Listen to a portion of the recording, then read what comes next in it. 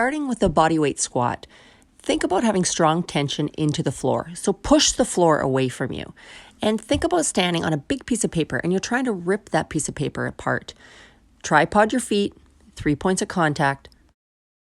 Moving on to push-ups. In the video, we're doing eccentric push-ups.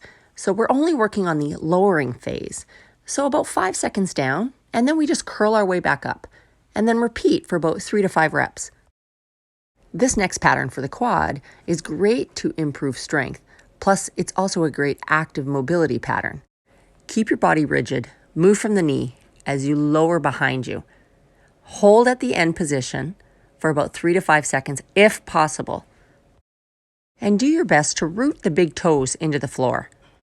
If you slow your speed, your rep range will be small. You may only be able to do 5. If you're able to go a little faster and do 8, that's okay as well. Here you've got some options. Side plank legs can be stacked. You can take the top leg in front. Every once in a while, just turn your head side to side. Make sure that you're not creating too much tension through the neck or the shoulders. Try to really root the elbow down towards the ground and fold the floor like you're trying to drive the elbow down towards your feet. This Captain Morgan position makes it way more challenging. So do what you can and hold for capacity. These next options, you can use socks on a floor. You can use towels. I'm actually showing a few different levels of progression. Some of these are way more advanced. Your goal is to make sure that you're stiff and rigid through the trunk. So you're not moving or extending or letting your hips drop.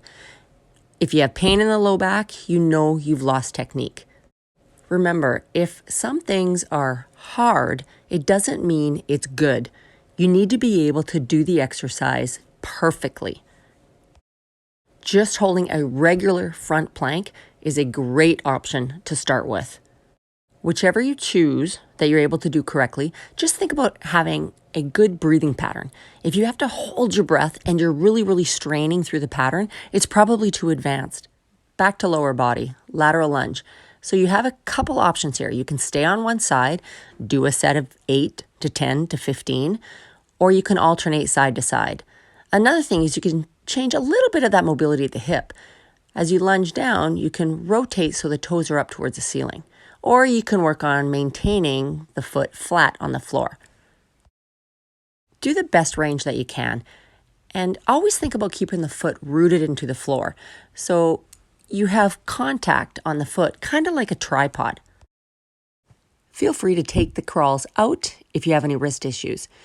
Here I'm going forwards for 4 and backwards for 4. It is self-limiting, so you will get tired. Do what you can for capacity.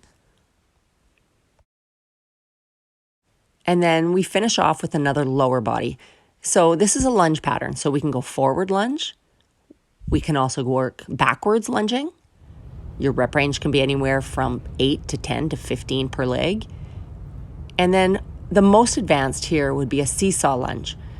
So my one leg stays rooted while the other one alternates forward and back.